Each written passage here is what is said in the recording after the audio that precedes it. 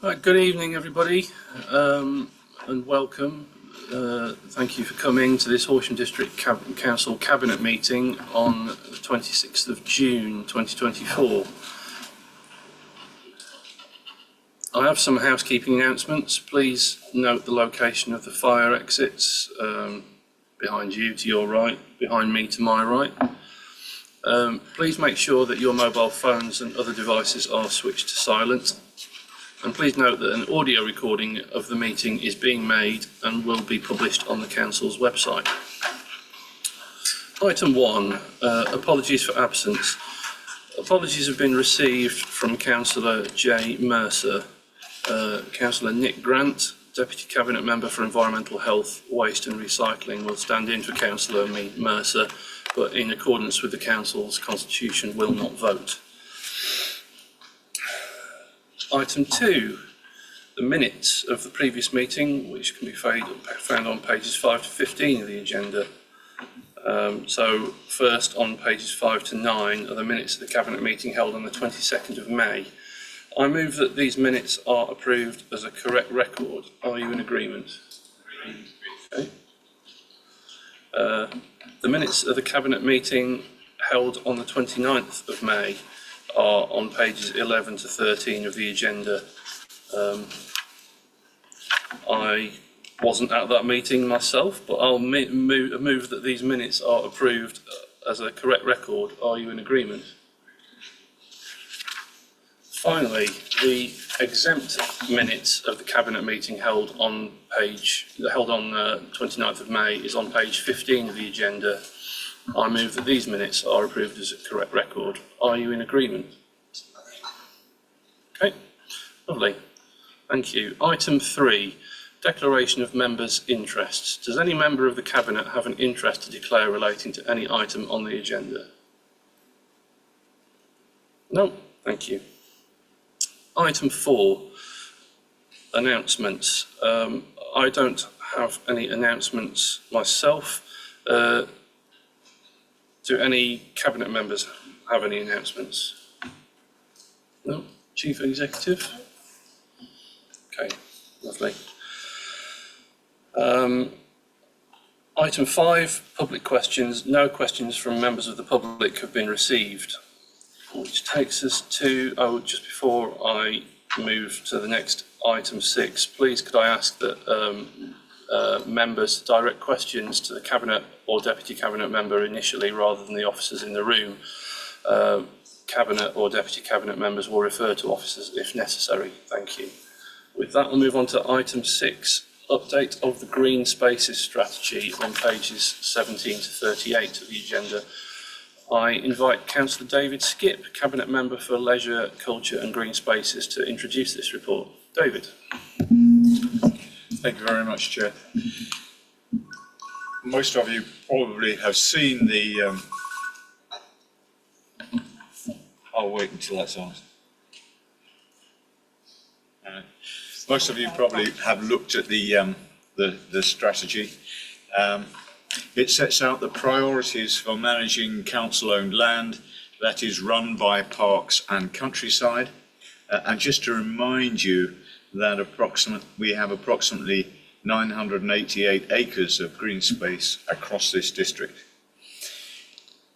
A previous strategy ran from 2013 to 2023. Some of the priorities in this document are still relevant for the current strategy, such as ensuring that existing green spaces are maintained to a high standard, that there are a range of opportunities to use these spaces for all sectors of society, and that the role of volunteers is valued, supported and encouraged. New issues, however, have come to the fore that impact on the Council's green spaces, and these include pressures from climate change and the role that these spaces can play to reverse the decline in biodiversity. These are reflected in the new strategy. Consultation on the strategy was undertaken with parish and neighbourhood councils, as well as community groups associated with the numerous green spaces, and amendments were made in the light of the comments received. This strategy also was seen and discussed by the PCG twice. So there was extensive consultation and there were amendments made as a result of those consultations. It is felt that the strategy takes us where we need to be for the next few years, and therefore the proposal is to adopt the Green Spaces strategy from 2024 to 2029 and to delegate minor amendments to the strategy and updates to the accompanying annual action plan to the Director of Communities in consultation with Cabinet Member for Leisure, Culture and Green Spaces. Thank you. Thanks very much, David. Are there any comments from other Cabinet members on this item? No? Are there any questions from other members present? Councillor Croker. Thank you, Chair. I'm more than happy with the green space strategy as presented. However, there is one statistical aspect that I found discomforting, and that is the prediction on page 4, horizon scanning, with regard to population growth, where the figure of 15.7% is used over a period shorter than the 12.5% shown in the Regulation 19 local plan. In a way, this just points out the fact that these are all estimates. Therefore, as a retired engineer, it grates me even further when I see numbers to an exact, where are we, 164,646 by 2037. You don't know that. That's your best guess. And I think it will give more credence if a more realistic approach to quoting numbers was used in our reports going forward. I'm sorry, it's a bit of a distraction, but I felt it had to be said. Thank you. Thank you. Anyone have anything they want to respond on that one? No, I'm sure that Councillor Croker knows his figures very well, and I'm not sure that I want to dispute them, but I think I would make one point actually, that this is in a way a living document. It's going to change, and therefore what you're surmising that could be or we are surmising could be a figure is going to change, and I agree with you on that. So I take note of that, and I think it will be in mind when we look at this plan. I believe the Director of Communities has another observation for us on this. I think the local plan is developed using the 2014 ONS figures, and this is the 2018 figures. Yes, I believe for the local plan we're actually required to use the 2014 ONS figures, even if the 2018 ones are actually available, which may or may not be a good thing, I wouldn't like to say. Were there any other questions from members? No? In which case, could I have a show of hands from Cabinet members in favour of the recommendations, please? Okay, that's unanimous. Thank you very much. Item 7, People's Budget, on pages 41 to 45. I invite Councillor Sam Raby, Cabinet Member for Housing, Communities and Wellbeing, to introduce this report. Thank you very much, Chair. So I'm just going to briefly go through the executive summary and the recommendations, and then I'm going to give a little, just a very short, because I know we've got a very, very long agenda today, just a reason for why I think it's important and why I think it's going to be an excellent thing to put through for the Council. So we've got a budget allocation of 100,000 for the People's Budget, and this sum is to be used in line with the results of a public vote. And the report, if you read through it, will set out the process and that it's intended to be used and how it's intended to be used, and that the focus for this year of the People's Budget will be for activities and initiatives that support young people under the age of 25. So the Cabinet's recommended to approve the People's Budget. It's delivered as detailed in the report. And secondly, to agree that the focus of the People's Budget be young people aged under 25. So I just want to say briefly why we think it's really important that young people are the focus of this particular year's initiative. They've been particularly hard hit with things like the closing down of youth provision. Through COVID, a lot of the restrictions particularly hit young people. They missed out on social opportunities. They had their school proms cancelled. They lost out so much because they were particularly hard hit with lockdown. So it's an opportunity for them to have fun and positive experiences. And that's why I think young people should be the focus for this year. Secondly, the reason why I think that this is crucial that it's delivered in this way is that it's safe and it's public money, so it's spent well, and the officers have really put forward very clear provisions to make sure that it's done safely and responsibly and easy to audit.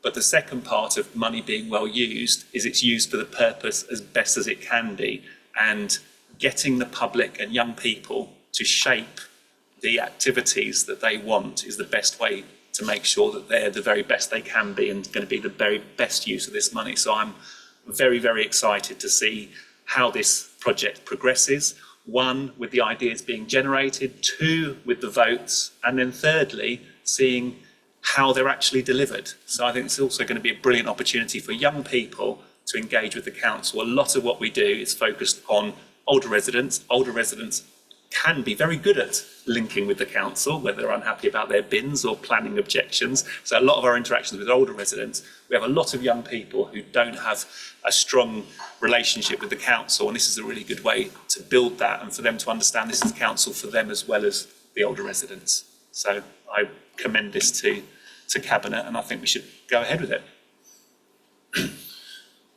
Thank you very much, Sam. Did other Cabinet members have any comments on this one? Just for my own benefit, Sam, just to, I guess, reiterate that that's the focus for this year, and then in a subsequent year. Have different focuses Yeah. each year, but for this year, that's the key focus. Okay, lovely. Any questions from other members present? Councillor Knoll. Thank you, Leader. I fully approve of this, and I congratulate the Cabinet on bringing this initiative forward. So thank you very much. And I note that you have taken the rural communities and given half the grant availability to the rural communities, and that's really good news for us out in the sticks.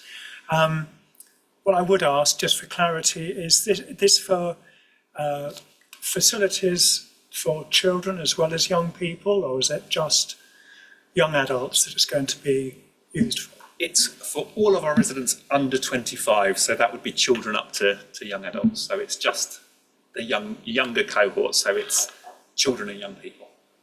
That's great. Thank you very much indeed. Thank you. Thank you very much. Any other members? No? In which case, I'll ask for a show of hands from Cabinet members in favour of the recommendations. Okay,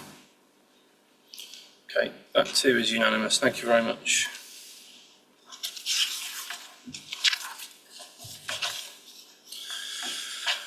Item 8, Animal Welfare Policy on pages 47 to 57. I welcome Councillor Nick Grant, Deputy Cabinet Member for Environmental Health, Recycling and Waste to this evening's meeting, and invite him to introduce this report. Thank you, Leader. Like all local authorities, Horsham District Council has a range of responsibilities for the welfare of animals.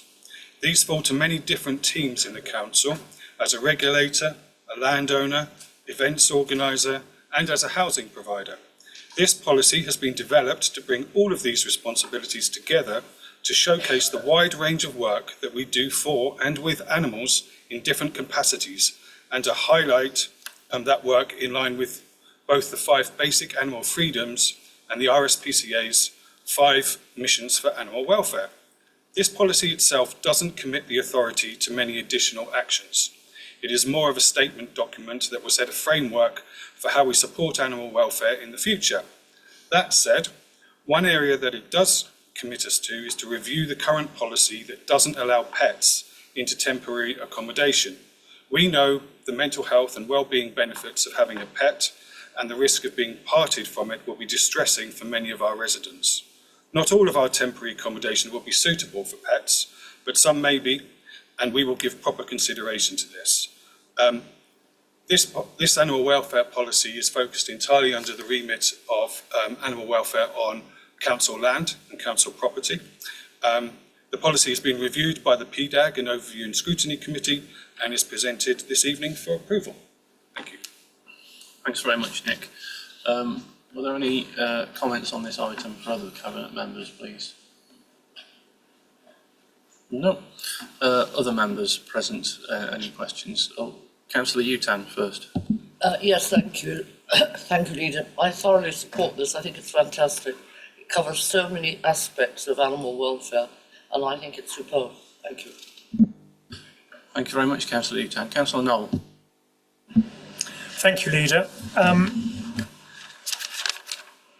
I note that on page 51 of the Cabinet Public Pack, you state that animals are conscious beings and are capable of a state of well-being and equally capable of suffering. And they also have the right to enjoy basic freedoms, including freedom from pain, disease and injury. My ward includes extensive areas of the South Downs National Park, including Mill Hill and Truley Hill, which is almost exclusively used by downland farmers, principally sheep grazing, but also for cattle. Every year, without fail, we have many lambs mauled and killed by out-of-control dogs, and 2 weeks ago we had a calf whose legs, face and ears were bitten and torn so severely that it had to be put down. On top of this, we are getting regular reports of hare coursing by youths breaking into farming land using dogs for sport, and of course allowing the unfortunate hares to suffer unimaginably before being torn to shreds by the dogs. Now, I know hare coursing is a criminal act and the responsibility of our police to control, but how can we control the actions of irresponsible dog owners, and especially the role that professional dog walkers play in allowing their paid-for charges to roam freely across downland and become packs of predatory dogs, randomly injuring lambs and calves? I'm almost finished. I would suggest, as I have in the past, that Horsham District Council introduces a system of granting licences to professional dog walkers and the dog walking business that can be regulated by our licensing team, and introduce a vetting procedure with random checks in order to stop the careless way that dog walking businesses allow their charges to roam freely off lead when walking not only over farmland but also our own green spaces. Furthermore, I would like to see notices on footpaths within our green spaces to advise that dogs should be kept on leads when walking across a council land that is obviously possible to injure other animals at that time, and therefore allowing hares, rabbits, pheasants, and all the other species commonly attacked by dogs to enjoy those freedoms outlined in your policy this evening. Thank you. Thank you, Councillor Noel, and thank you very much for your questions, which are all really valid. And I think the first thing is, I think we can all agree that anyone, or let's say, worrying farm animals and causing, and dogs, pet dogs, causing injury or death to farm animals is unacceptable. But our welfare policy, just for clarity, pertains to HDC land. So, are the farms that you're talking about, are they private property or HDC land? That's what I would ask. It's mainly private property. Understood. So our welfare policy, as I said, concerns itself with animal welfare across Horsham District Council land, and anyone who is committing an illegal act by allowing their dogs to attack farm animals.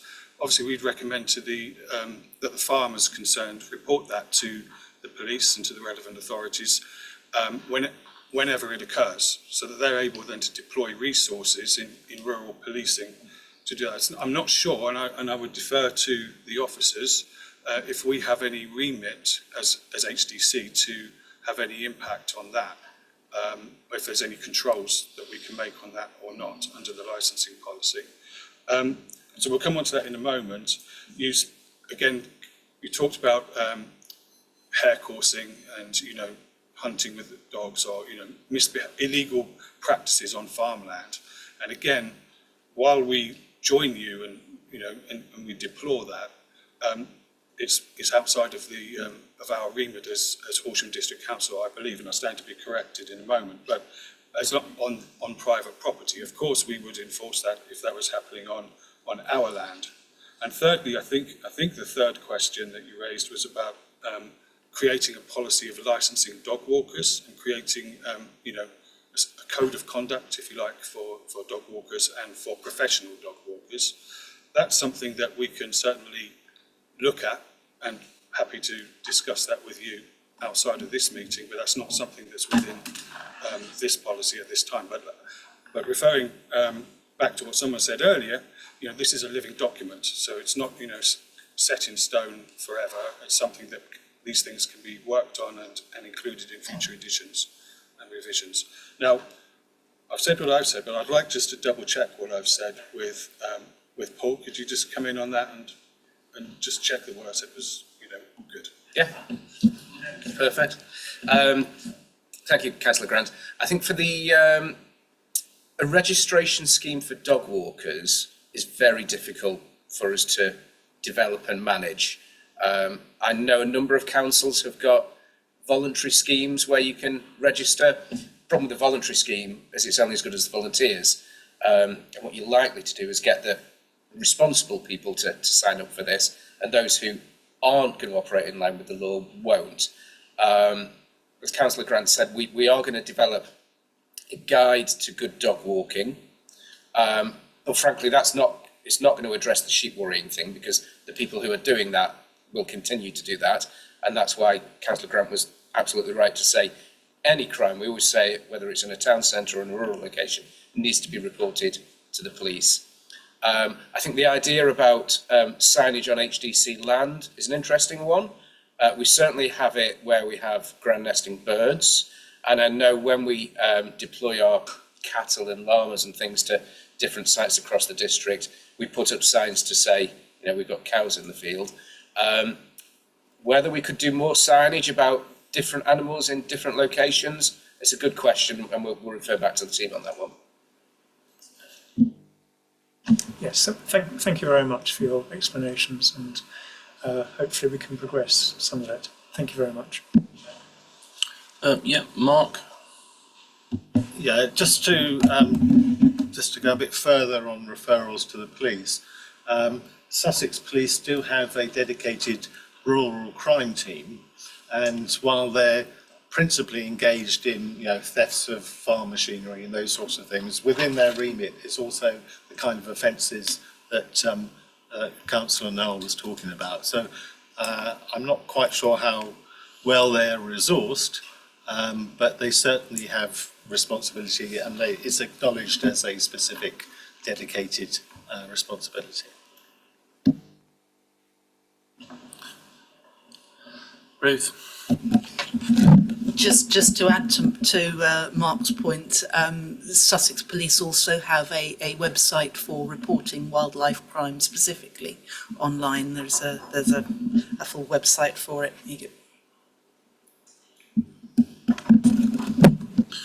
Thanks, Ruth. Any other questions from other members present? No? In which case, can I ask for a show of hands from Cabinet members, please, in favour of the recommendations? Okay, thanks. That's unanimous. Right. Item 9, community event parking policy on pages 59 to 70. I invite Councillor Mark Bainham, Cabinet Member for Finance and Resources, to introduce this report. Yeah, thank you very much, Chair. We currently receive a number, not a huge number, but a number still the same, of requests each year to waive parking fees on council car parks for various community events to be held and to support those events. These requests come to me to authorise in my cabinet role, and I make that decision in consultation with the Director of Resources and the parking manager. And I make those decisions based on what I would consider to be reasonableness and precedent. However, there's no written criteria on which to judge applications. So this runs the risk of potential inconsistencies in approving such requests from one year to the next, from one location to the next. So to remedy this gap, we've produced a policy which actually sets out the criteria and sets out the conditions in a pretty clear way. And the advantages of this is that applicants have a clear understanding of what these criteria are that will be applied, and also decisions are fair, are consistent, and are seen to be transparently fair and consistent. The criteria themselves are set out in the paper before you, but they cover such areas as what is the benefit to the local community of this particular event, what effect, if any, would it have on local traffic, what are the benefits, do the benefits outweigh the costs in terms of lost revenue to the council, and other considerations taken into account are sustainable practices, so encouraging sort of carpooling and those sorts of things for these events, use of public transport as well, and mitigating any environmental impact.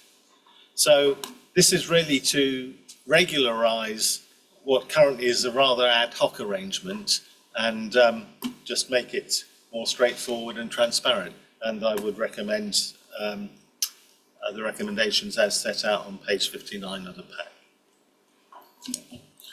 Thanks, Mark. Are there any comments from any other cabinet members on this item? No? Okay. Any questions from other members present on this? No? Lovely. In which case, could I please ask for a show of hands in favour of the recommendations on pages 59 and 60? Lovely, that's unanimous as well. Thank you very much. Item 10, Transformation Fund and Productivity Plan 2024-25 on pages 71 to 89. I invite Councillor Mark Bainham, Cabinet Member for Finance and Resources, to introduce this report. Yes, thank you, Chair. Apologies that it's myself again. This really came up because the Minister for Local Government at the time, well, currently still is, I guess, sent us a letter on the 16th of April asking us to outline our plans to improve productivity and reduce what the Minister termed wasteful expenditure. This letter was sent to all local authorities and coincided or followed soon after the unexpected second tranche of the local authority settlement. Part of our productivity and efficiency plans involve the use of the Transformation Fund, which we aim to keep topped up in the reserve to a figure of £0.5 million. So this item firstly seeks approval to reply to the Minister by the 19th of July with our plan as detailed in the paper and responding to his questions. Of course, we do not at this stage know who the Minister will be on the 19th of July, but no doubt he or she will thoroughly enjoy reading through 400 or so local authority responses in their early days in office. Secondly, the paper seeks to transfer a figure of £135,434 from the general to the earmarked reserve, which is the amount that we spent on the transformation fund in year 23-24. Our productivity plans are grouped under general groupings set out in the paper, being firstly transformation to improve service delivery, and that focuses quite heavily on the use of the transformation fund. The second area is use of technology and data, which actually crosses over quite a lot because a lot of the transformation fund is around improved use of IT and technology. The third one was around reducing, in quotes, wasteful spending. Where we've concentrated on there is setting out very clearly our robust budget processes when we produce the annual budget each year, and how the expenditure is questioned and challenged at every stage of going through that process. Plus we have other efficiency measures such as improved procurement practices and cooperation with some other councils in doing that. So I would challenge that, you know, there is a big column of wasteful expenditure as such, as suggested by the Minister. And then the fourth bit is around, we're asked to identify what were the main barriers to improving our efficiency and processes. And there I think we've concentrated very much on the fact that our funding is always very short-term and insecure, and we would like to see longer-term funding settlements and greater flexibility in how we can actually raise funds within the council. And finally, in terms of improving productivity, I would have liked to add a bit about not having to respond to these 90 questionnaires, but we didn't actually put that in. So anyway, I would ask for your approval for essentially the recommendations, the two main recommendations, which is approving this response to be sent to the Minister and approving the transfer from the General Fund Reserve to the earmarked transformation reserve. And finally, really to delegate to the Chief Executive in consultation with with myself the authority to use the transformation funds in appropriate ways during the course of the year. Thank you. Thanks very much, Mark. Did any other Cabinet members have any comments on this one? No. Any questions from any other members present? Councillor Croker. Thank you, Leader. Given the imminent office move, does that impact our response in any way? We haven't referred to the office move in the draft response. I think in our own things we will make some economies through use of a better system of use of space. So those are things that we will do, and that's part of our economy drive and efficiency and productivity drive. But it's not something that we specifically referenced in this report, partly because the report, when we were putting it together,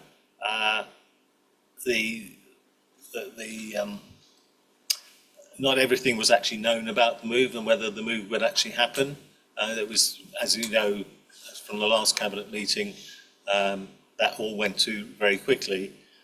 So it is a factor, but I don't think it's a factor that we need to adjust the paper to actually think. Besides, I very much doubt many people are going to read this. Councillor Croker. Yeah, and I would add that I'm not encouraging you to revise it at all. Thank you. Were there any other questions on this one? No? Lovely. Okay, in which case, could I ask please for a show of hands from Cabinet members in favour of the recommendations? Okay, that's unanimous as well. Thank you. Right. Item 11, biodiversity net gain monitoring fees on pages 91 to 100. I invite Councillor John Milne, Deputy Leader and Cabinet Member for Planning and Infrastructure, to introduce this report. Thank you, Leader. Following the introduction earlier this year of the requirement for most planning applications to achieve a minimum of 10% biodiversity net gain, the local planning authority needs to be able to effectively monitor these requirements. The Environment Act 2021 allows local planning authorities to charge planning applicants to cover costs associated with this monitoring. A monitoring fee will therefore need to be secured by legal agreement to ensure biodiversity net gain is being achieved and maintained in line with the approved details. The number of monitoring reports will depend on the size, extent and type of habitats to be created and the length of the monitoring period. Typically, it's envisaged that reports will be required in years 1, 2, 5, 10, 15, 20 and 30, unless otherwise advised. Horsham District Council will review and verify the reports and request remedial action be taken where necessary. A biodiversity accounting financial calculator has been developed to calculate the cost of monitoring to the Council and has been used to calculate the Council's expected monitoring costs. It is proposed that the fee is received in a single upfront payment for each monitoring report submission. This fee has been calculated based upon officer time, site visits, IT systems and other associated costs. It is proposed that this BNG monitoring fee for each submission will be charged from July 2024. It is important to implement a charge as soon as possible to ensure our costs are covered. The charge will be reviewed annually from 2025 in the council budget. This will consider actual cost data as it arises and any changes that may be necessary as the scheme emerges through experience and further guidance from central government. I therefore recommend that we approve the proposed changes. Thanks very much, John. Were there any other comments from other Cabinet members on this item? No? Could I ask if there are any questions from other members present? Councillor Knoll. Thank you, Leader. I know we've got a long way to go on BNG yet, because there's a lot of ifs and buts, but I noticed that there's no reference to any changes of fees for sites that are offset in terms of BNG gain. Surely these should be calculated now, because the costs of monitoring a site that's some distance away from the original site is going to be more. So how are we going to account for this? These are sites that are BNG offsetting. Thank you, Councillor Knoll. As you say, there's quite a lot of unknowns yet, or the whole process is being developed on the hoof, shall we say. However, that's a bit a technical question. I think I'll refer to the officer to see what she can say. Thank you. Thank you, Councillor Knoll. I think, as you say, there's an awful lot of uncertainties with this. Exactly how some of these things are going to manifest itself, it isn't wholly known, and obviously there is a need to look at the costs of this as it embeds and whether these things become a factor. However, I think in terms of the on-site versus off-site and whether that's going to cost more or less, ultimately you're going to have development that takes place in locations across the district that are going to be caught by this. And obviously if you're looking at then any off-site, certainly there's the aspects that are coming out of this is our preference, first of all, is for on-site BNG to be delivered in the first place, and it's only then if that can't be delivered that it goes off-site, and then if that is the case, it is within the district. And actually, in terms of the scheme and how it operates, there are significant penalties the further away you go. So therefore, actually, if you're looking at whether there would be a need to go and monitor a site in, I don't know, Northumberland, the chances of that are really quite vanishingly small, to be perfectly honest with you. So therefore, I think in terms of if you're predicating this on an officer looking at sites and monitoring that within the district, quite frankly, it doesn't matter whether it's on-site or off-site, because that person is going to be looking at development sites anyway. So I think the cost to us is probably going to be pretty similar wherever that be. But obviously, if there is suddenly a plethora of sites a long way away, then we can look at that. Just to add to that, perhaps if this does turn out to be a problem, it won't just be for us, and that perhaps councils can almost do exchange inspections across the country so that they don't have to traipse up and down inspecting each other's sites, because obviously this will apply to all councils or a similar process.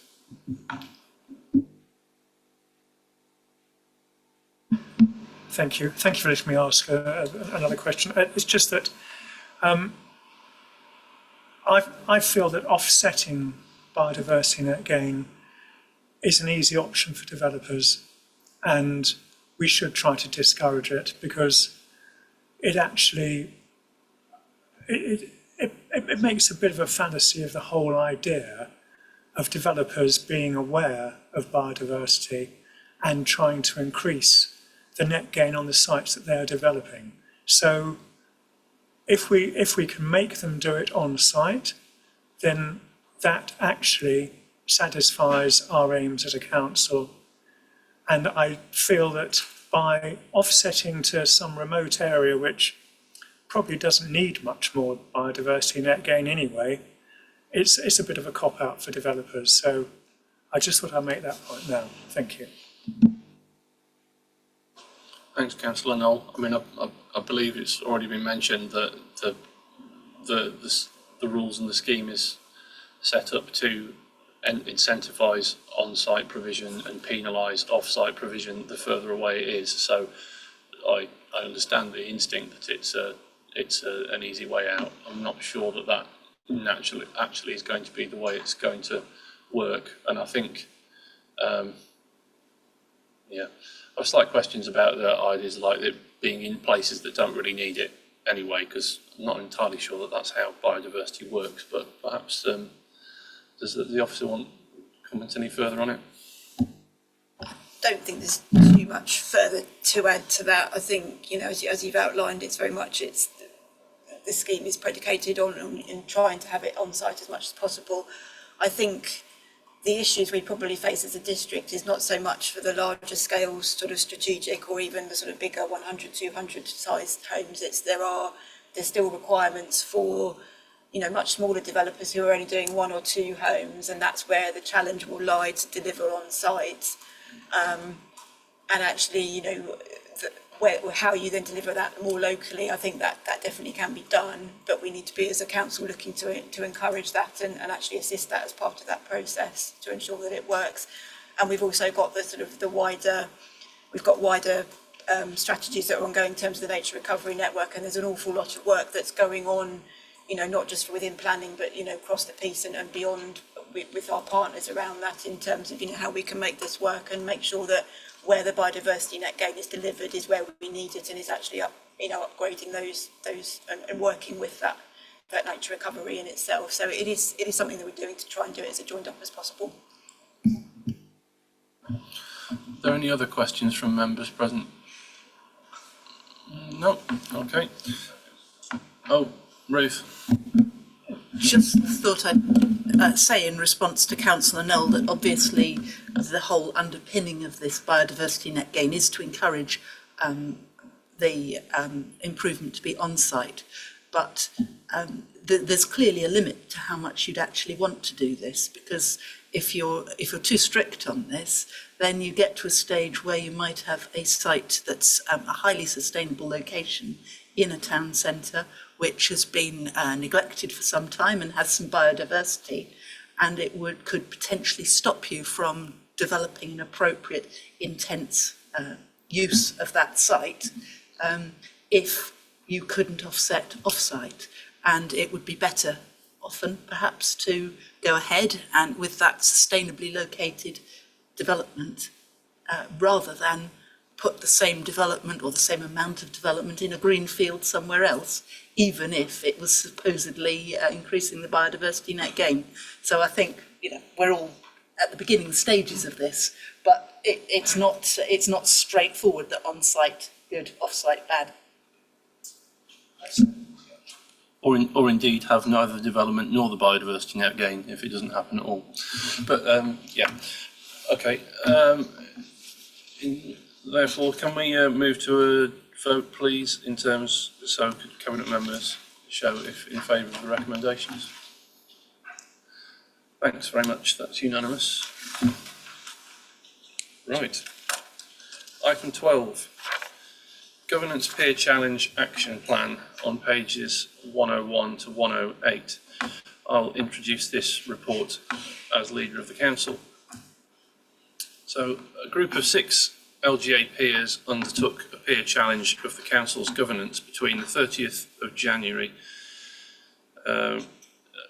from the 30th of January 2024. The council received the full report from the peers at the end of April and published the report on the website on 30th of April 2024. The Local Government Association asks the council to publish its action plan by the 30th of June 2024. Cabinet needs to approve the attached action plan for publication. The report presents the Cabinet's Governance Peer Challenge Action Plan for approval. The action plan, which is attached as an appendix, contains 4 main areas of work. 1, a review of the Constitution led by the Monitoring Officer. This review will include looking at 6 recommendations from the peer challenge, including a review of the relationship between overview and scrutiny and PDAGs, a review of the current configuration of the planning committees, and a review of the scheme of delegation, and also of the operation, a review of the operation of the unparished areas. There's a lot of reviews in this one, I'll warn you. 2, a review of how the Overview and Scrutiny Committee works, to be led by the chairman of the Overview and Scrutiny Committee. And my understanding is that Councillor Paul Clark has already started this work by talking to Overview and Scrutiny colleagues from other West Sussex councils. Thirdly, a review of the council's performance management, especially its performance indicator suite, and this will be led by the Cabinet Lead for Performance, Customer Service and Communications. This work will take place to update the suite of indicators in time for the 25-26 year. Finally, a review of councillor development, led again by the Cabinet Lead for Performance, Customer Service and Communications. The Cabinet Lead has already started this work by starting to set up a cross-party group of councillors to give guidance to new or less experienced members on how to carry out ward work. The recommendation to endorse and approve the action plan is on page 101 of your papers, together with a recommendation to ask Council for extra budget for a governance officer to help the monitoring officer with her work reviewing the Constitution. I ask your approval of these 2 recommendations. So, are there any comments from other Cabinet members? So I'll open this one up to questions from other members present. No? Excellent. Easier evening for me than I thought. So, can I ask then for a vote on this one, a show of hands from those in favour of the recommendations? Lovely, that's unanimously approved as well. Thank you.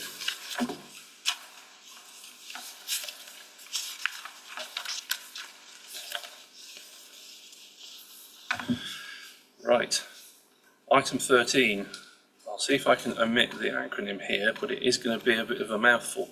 The High Weald National Landscape Area of Outstanding Natural Beauty Management Plan 2024 to 2029 on pages 109 to 117. I invite Councillor John Milne, Deputy Leader and Cabinet Member for Planning and Infrastructure, to introduce this report. Thank you, Leader. As you will know, land in the northeast of Horsham District falls within the High Weald National Landscape, formerly known as the High Weald Area of Outstanding Natural Beauty, or ANOB. This landscape area extends far beyond Horsham District to Kent and crosses 15 separate local authority areas. It is a legal requirement that local authorities prepare a management plan for any national landscape within their boundaries. To ensure that the landscape of the High Weald is managed effectively and on a consistent basis, all the relevant local authorities jointly fund the High Weald National Landscape Partnership. This organisation has been tasked with the preparation of the management plan on behalf of all 15 local authorities. Management plans for the High Weald area of outstanding natural beauty are regularly reviewed. The latest iteration is the High Weald National Landscape A&OB Management Plan, which covers the period 2024 to 2029. The review of the High Weald Management Plan was undertaken in close consultation with all the local authority partners, as well as the wider public. Comments made by this council have been taken account of, and updates have been incorporated into the updated management plan. The plan is divided into two main sections. The first identifies and describes the core features of the High Weald landscape to be conserved and enhanced, and identifies a number of key objectives to guide the activities of the High Weald unit. The second part of the plan uses these objectives to identify actions and a strategy for investment over the next 5 years. I'm pleased to report that the objectives and actions in the management plans, such as adopting a net zero future, biodiversity restoration, and ensuring development that does come forward is of high quality and landscape-led, closely align with those of this council. I therefore recommend that the Cabinet adopt the High Weald National Landscape A&OB Management Plan 2024 to 2029 as the management plan for the High Weald National Landscape within Horsham District. This will allow the Council to continue to protect this valued landscape, in addition to ensure that we meet our legal obligations. Thank you. Thank you very much, John. Does that mean that we're not going to have to keep saying AONB for that much longer? I think it's even worse. Fantastic. Right. Are there any comments from other members on this? Sam? Yeah, just to say, because I'm on the committee and I've attended the meetings over the last year, just how high quality and driven the team that have written this are, and how engaged all of the other councils are in the development and delivery. It is a legal responsibility. If we'd had to produce this ourselves, it would have cost us so much more money than our contribution to the group. So, and I think they've just done such an excellent job. And I was mentioning it earlier in one of our meetings that the only issue I've got with the group is that they have succession plans, because a lot of the staff that they've had there for a long time may be leaving in the future. So I think this is an example of how good they are. And I mean, I think it's going to be a really beneficial for us to look after this important landscape. Thanks, Sam. Any other Cabinet members? No? Any questions from other members present? No. In which case then, could I please see a show of hands from members in favour of the recommendations? Okay, that's unanimously passed. Thank you. Wow, I thought the previous one was a mouthful. Item 14. Horsham District Council, Crawley Borough Council, Mid Sussex District Council, Mole Valley District Council, Water, Supply and Drainage Contract Award on pages 119 to 126. And let me see if I get this right. I think I will. I invite Councillor Ruth Fletcher, Cabinet Member for Local Economy and Place, to introduce this report. Thank you very much. Yes, I think we're trying to make up for the fact that this is perhaps not a very exciting agenda item for most people by just extending the title as long as we possibly could. The main bit of excitement here is a small error on the agenda, and it refers to the Director of Resources, but actually this report comes from the Director of Place, and that's correct within the report. This is, as I indicated, a largely operational matter about the letting of a contract. It's covered in more detail in an exempt appendix. If there are questions referring to the detailed figures on that, no doubt we can go into exempt session, but I will carry on the assumption that we're in open session for now. So it's recommended that the Cabinet approve the award of the tender for water supply and drainage services following a tender process which concluded in May, and then delegate the authority to the Director of Place in consultation with the Head of Legal and Democratic Services to finalise terms and enter the contract. This covers the 165 water supply points, water drainage points or joint points that HDC manages. In 2020, a contract was procured collaboratively with Crawley and Mid Sussex with the support of the Laser Energy, who manage a framework agreement for the procurement process and also provide specialist advice and guidance for the tender creation and evaluation. The contract expires this year, so for renewal, 3 options were considered: undertaking our own tendering exercise without support from the specialist, allowing the existing supplier to move the authority onto standard market rates, or to once again use the latest version of the Laser Framework Agreement in participation or in collaboration with other local authorities. We discounted options A and B for the following reasons. Without a utility specialist, the lack of specialist market advice would mean that there was a high risk of tender failure, and this is actually quite a nitty-gritty, complicated area, and the officers advised me that there is a high weight that has been put onto the quality aspect of the tender because the value for money that can be done for getting all the details right is actually greater than the amount of money that could be saved by simply going in hard on the lowest possible price. The second reason we discounted was because standard market rates are more expensive than we'd get under the Laser framework.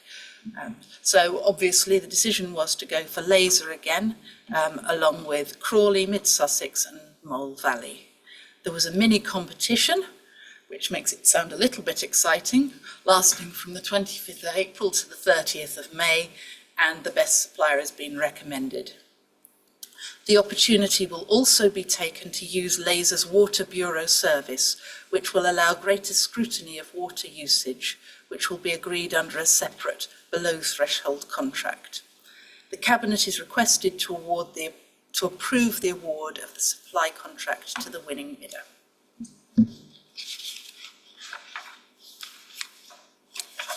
Thanks very much, Ruth.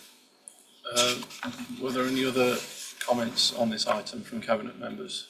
Mark? I think just referring back to a previous item, we're talking about reducing wasteful spending, and there is a kind of a bit of a pun here. We're talking about wastewater.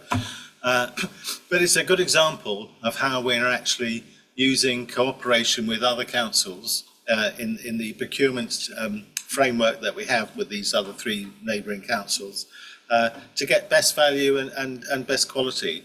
And so I think that's something it's just an example of what we're doing all the time. So, I thoroughly recommend this.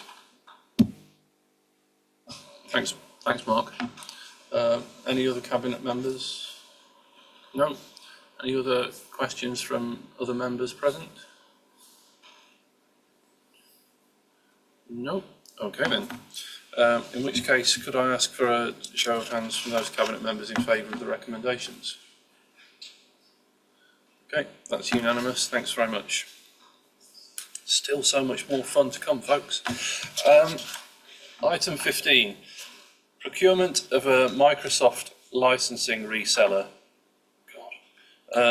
Pages 127 to 129. I invite Councillor Tony Franklin, Cabinet Member for Performance, Customer Service and Communications, to introduce this report. Thank you, Leader, for priming this as an exciting part of the agenda for this evening, and I hope I don't disappoint.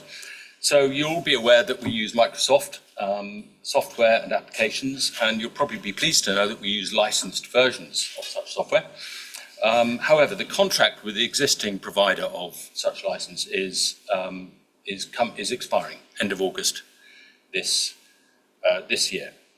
This was discussed at the PDAG in May of this year, and approval was given to pursue a new contract with a provider. So this evening we're seeking approval from Cabinet to award a contract to such a provider in advance of the expiry date.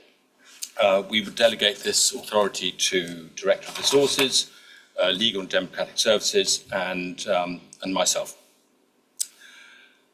Essentially, it's a commodity these licensed providers provide, so the decision around it is what's the best economic,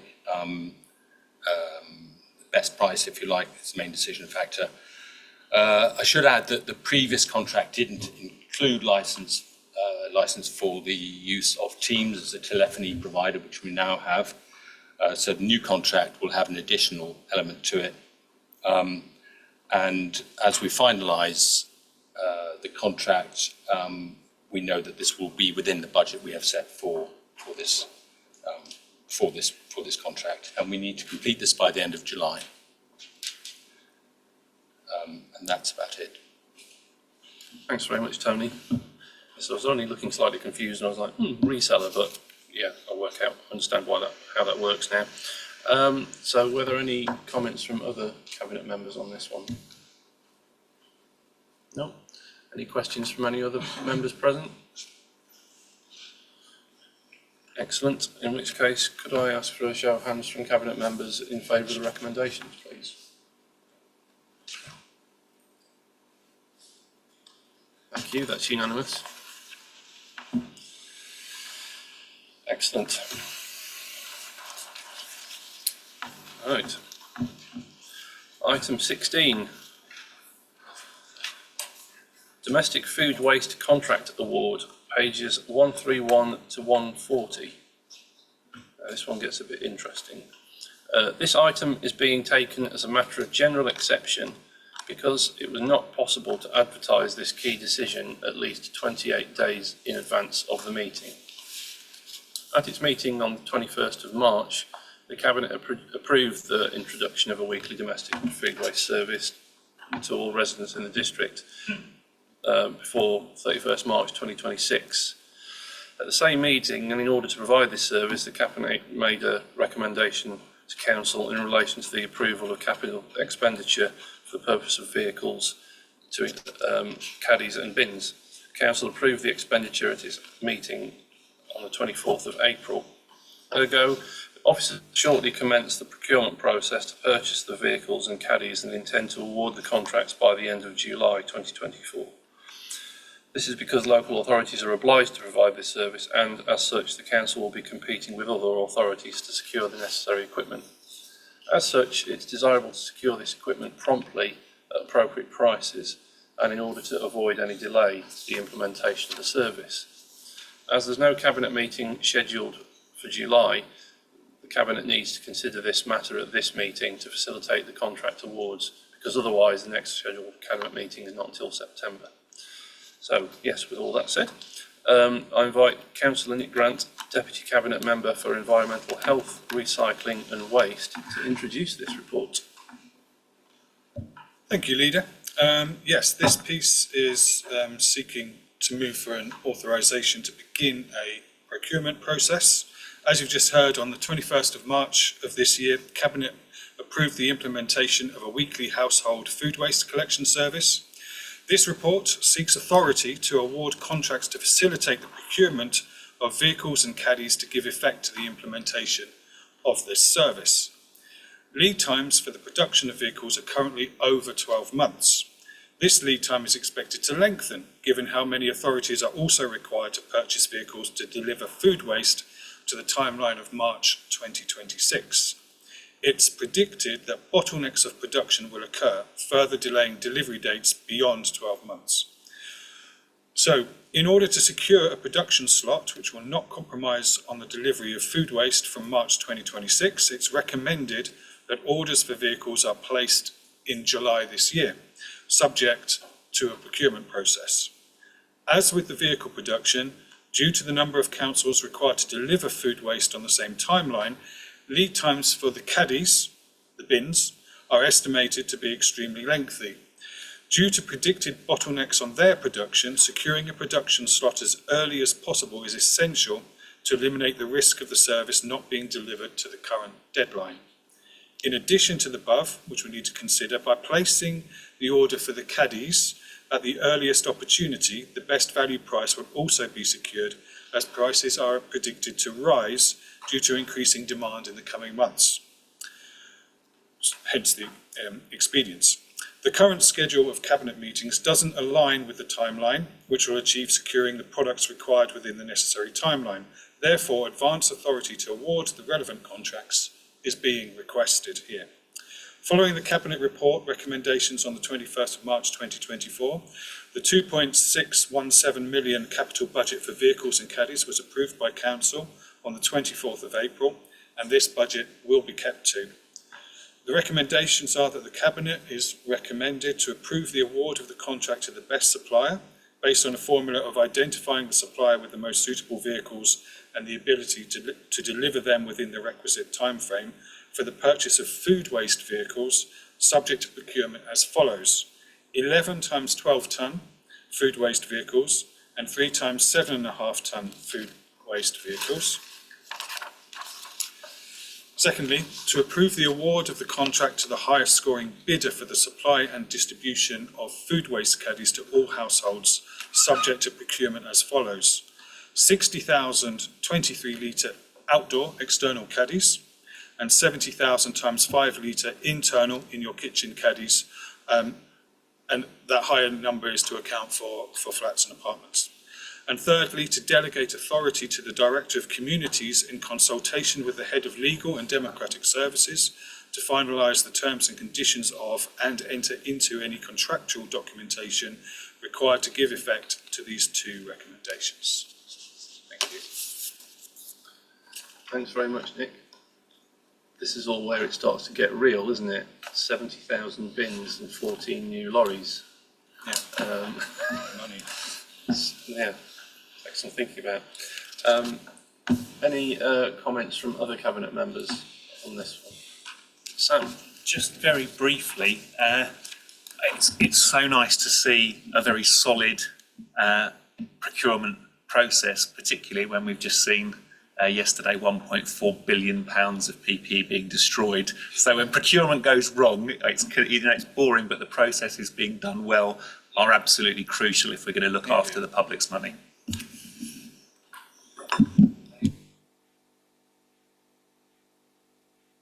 Okay.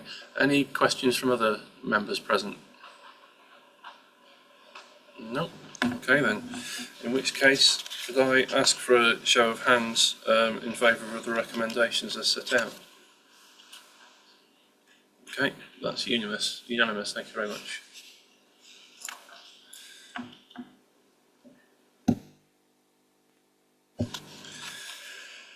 So, we couldn't bring you all this way, Nick, without giving you quite a bit to do.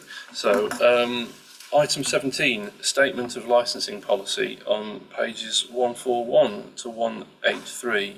I invite Councillor Nick Grant, Deputy Cabinet Member, to introduce this report. Thank you again, Leader, and it's a delight and an honour. Thank you so much. So this concerns itself with the Licensing Act 2003 and our Statement of Licensing Policy. Essentially, we have to update our policies in a timely manner and a half-decadely every 5 years. And on that, local authorities are legislatively required to maintain an up-to-date and relevant licensing policy, and these need to be reviewed and approved at least every 5 years. This report sets out the proposed HDC licensing policy for the period through to 2029. It reflects current best practice in licensing and has been considered by the relevant PDAG and endorsed by the Licensing Committee, who have recommended it to Council for approval. And just to remind ourselves, the purpose of the policy is to ensure that the licensing objectives are met, and the reason for that is that what we need to do and what we consider is the prevention of crime and disorder, to ensure public safety, preventing public nuisance, and the protection of children from harm. So, subject to Cabinet support for the policy this evening, statutory consultation will be undertaken. Provided no objections are received, the policy will be submitted to Council for formal approval, and the recommendations are as set out in the report. Thank you. Thanks very much, Nick. Any comments on this one from other Cabinet members? No? I open it up then for any questions from other members present. Don't worry, Nick, you'll get another chance in a minute. Could I please see then a show of hands from Cabinet members in favour of the recommendations? That's unanimous. Thank you very much. Right. Item 18, Licensing Authority Policy Statement on pages 185 to 228. Once again, I invite Councillor Nick Grant, Deputy Cabinet Member, to introduce this report. Thank you, Leader. This concerns itself with the Licensing Authority Policy Statement for gambling in our district. Local authorities are legislatively, I'll get it there one day, legislatively required to maintain an up-to-date and relevant gambling licensing policy, and these need to be reviewed and approved at least every 5 years. This report sets out the proposed HDC licensing policy for the period through to 2027. It reflects current best practice in licensing and has been considered by the relevant PDAG and endorsed by the Licensing Committee, who have recommended it to Council for approval.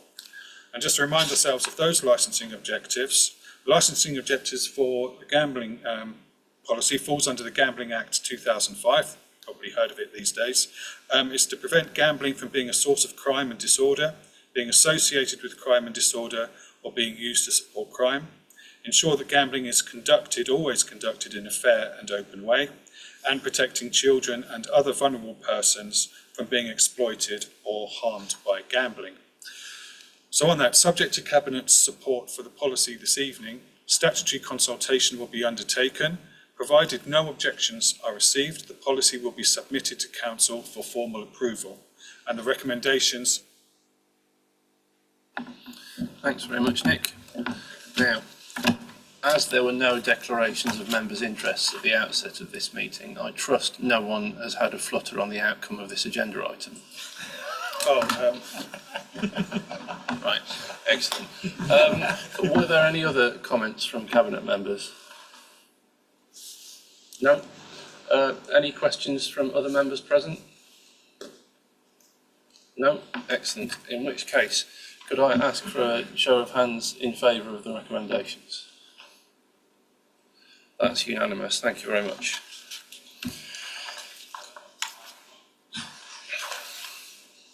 Right. Item 19. On this fine June evening, recommendation from Licensing Committee, tables and chairs licensing. Take it away, Councillor Grant. Thank you, Leader. This is me on a roll. This concerns itself with tables and chairs licensing under the Business and Planning Act 2020. This is referred to the Cabinet by the Licensing Committee recently on the 17th of June. The Licensing Committee report concerns the introduction of a pavement licensing policy for the Horsham District, along with the setting of application fees. This follows the making permanent of the pavement licensing regime under the Business and Planning Act 2020. The Government has set maximum fees, and it's recommended that the Council adopt these in order that we can cover the costs of administering the scheme. These fees do differ to the current fee structure. Most of these licences are in Horsham Town Centre, where the initial fee is currently £688 for the initial application, and then £253 for a one-year licence. The proposed changes to the fee structure is that we will charge £50 for the initial, we aim to charge £500 for the initial application, and then £350 for a two-year licence. Therefore, over the longer term, this proposed approach delivers better value for local businesses, and the recommendations are as set out in the report. Thank you. Thanks very much, Nick. Were there any comments on this one from other Cabinet members present? No? Any questions from other members on this item? No? Very well. In which case, could I ask please for a show of hands from Cabinet members in favour of the recommendations? That too is unanimous. Thank you very much. Right. Item 20, Overview and Scrutiny Committee. I'm aware obviously that Councillor Paul Clark is not here this evening as chairman. Are there any other members of Overview and Scrutiny aware of anything that needs to be drawn to the Cabinet's attention? think Nick's the only one here, so no. Very well, okay. In which case, on to item 21, forward plan. This item is for noting. Does any member of the Cabinet have anything to say on this item? No? Okay. In which case, item 2022, to consider matters of special urgency. There are no urgent matters to consider this evening. I therefore close this meeting and thank you all very much for coming.